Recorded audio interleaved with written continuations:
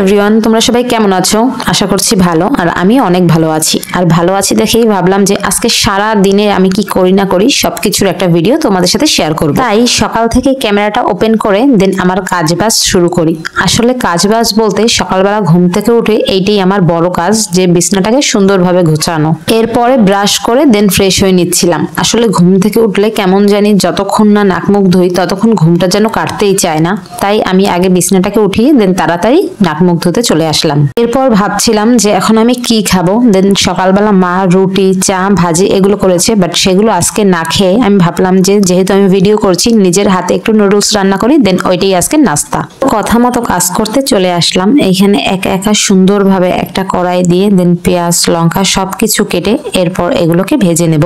আর হ্যাঁ, আজকে আমি তোমাদের সাথে এইটাও শেয়ার করব যে খুবই শর্টকাটে কিভাবে আমি নুডলসটাকে রান্না করি। মানে যখন আমি একা খাই, যখন সবাই মিলে খাই তখন তো একটু ভালোভাবে করতেই হয়।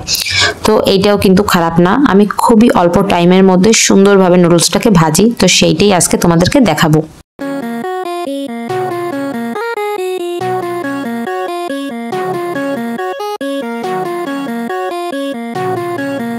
একদম ঝামেলা ছাড়াই, মানে নুডলসটাকে সেদ্ধও করতে হবে না, জাস্ট কড়াইয়ের মধ্যে একটু তেল দিয়ে পেঁয়াজ লঙ্কা দিয়ে এরপর নুডলসটাকে দিয়ে জল দিয়ে একটুখানি সেদ্ধ করে নেব। মানে এতটুকুই জল রাখবো যাতে নুডলস সেদ্ধ হওয়ার পরে একেবারেই কিন্তু একটা ঝুরঝুরা ভাব চলে আসে।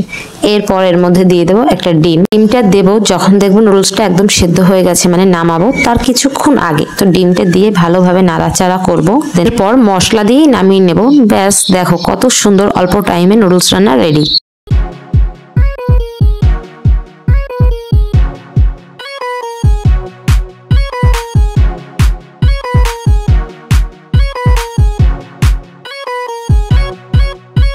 নুডলস খাওয়ার পরে হালকা একটু চা খাচ্ছিলাম। আসলে আমি কিন্তু চা অতটা পছন্দ করি না, বাট হালকা পাতলা মাঝে সাঝে খাই। তো আজকেও একটুখানি খেয়ে নিলাম সকালবেলা। তো নাস্তা খাওয়ার পরে কিছুক্ষণ মোবাইল ঘাটাঘাটি করলাম। এর মধ্যে ঠাকুমা বলল যে আমার সাথে একটু চল, ব্যাংকে যেতে হবে। তাই এখন স্নান করে দেন ঠাকুমার সাথে ব্যাংকে যাব। তো আমরা তখন বেরিয়েছিলাম, প্রায় কিন্তু 1টার বেশি বাজে, মানে 1:30 এরকমের হতে পারে। তো তখন বেরিয়ে একটা রিক্সা নিয়ে ডাইরেক্ট চলে যাচ্ছিলাম সোনালী ব্যাংকের সামনে।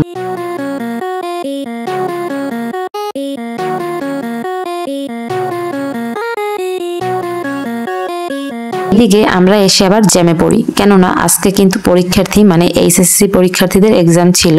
তাই এরকম রাস্তায় টুকটাক ভালোই জ্যাম ছিল। একদিকে তো রোদ্রে বেরিয়েছি, আর তো দুপুরবেলা প্রচুর পরিমাণে গরম ছিল। এদিকে আমি ভাবতেছিলাম যে ব্যাংকে গিয়ে মনে হয় আবার বেশি দেরি হয়ে যাবে, হয়তোবা অনেক সিরিয়াল। তো দেখলাম যে না, মাত্র 3-4 জন ছিল। তো অত বেশি ভিড় ছিল না আজকে। 3-4 জনের পর সিরিয়াল যেহেতু পড়েছে তাই বেশি আর টাইম লাগেনি, আমাদের টাকা তোলাও শেষ। এরপর আমরা আবার বেরিয়ে যাই। দেন একটা রিক্সা নিয়েই একেবারে নতুন বাজার চলে গেছিলাম। নতুন বাজার এসে ঠাকুমা আর আমি একটা দোকানে ঢুকি, যে টুকিটাকি কিছু কেনাকাটার আছে এই জন্য। তো আমরা এখানে কিনতে এসেছিলাম ফুলের টপ, দেন কিছু কাপ, টুকিটাকি ভালোই জিনিস কিনেছি। এরপরে চলে গেছিলাম আমি আর ঠাকুর ওষুধের দোকানে। তো ওষুধ কেনার পর আর কোনো ভিডিও করা হয়নি, কেননা 2 হাতে ভরা ছিল, যে কারণে আর কোনো ভিডিও ক্লিপ নিতে পারিনি। তো আমি বাড়িতে এসে খেয়ে একদম ঘুম দিছিলাম, কেননা খুবই ক্লান্ত লাগছিল তাই। এরপর দেখলাম যে একদম বিকেল বেলা হয়ে গেছে, আর বাইরে একটু মেঘলা মেঘলা ওয়েদার, যেটা কিনা তোমরা দেখলেই বুঝতে পারবে। এরপর সজনীও আমাকে ফোন দিল যে জয়দীপ চলো আমরা দুইজন একটু কোথাও বের হই। তো কোথায় আর বের হব, তাই সজনীও আসলো। দেন দুইজনে একটা রিক্সায় চলে গেলাম। একটুখানি ঘোরাফেরা করে দেন চলে আসলাম সন্ধ্যার দিকে দুলাল ভাইয়ের ফুচকা খেতে। আর এইখানে এসে যে ভিড়ে পড়বো এটা তো জানাই কথা। দেন সজনী লাইনে দাঁড়িয়েছিল, দেখো কত মানুষ ছিল। সন্ধ্যাবেলা কার কার এরকমের আমাদের মতন খেতে ইচ্ছে করে, ঘুরতে যেতে ইচ্ছে করে, তারা কিন্তু অবশ্যই কমেন্ট বক্সে বলে যাবে। আর বরিশালের কারা কারা আছো যারা কিনা দুলাল ভাইয়ের চটপটি ফুচকা খেয়েছো, তারাও অবশ্যই ভিডিও শেয়ার করবে। আমার কাছে কিন্তু বেশ ভালোই লাগে। আমি যেহেতু এগুলো অত পছন্দ করি না, বাট তাও কেন জানি মোটামুটি বেশ ভালোই লাগে।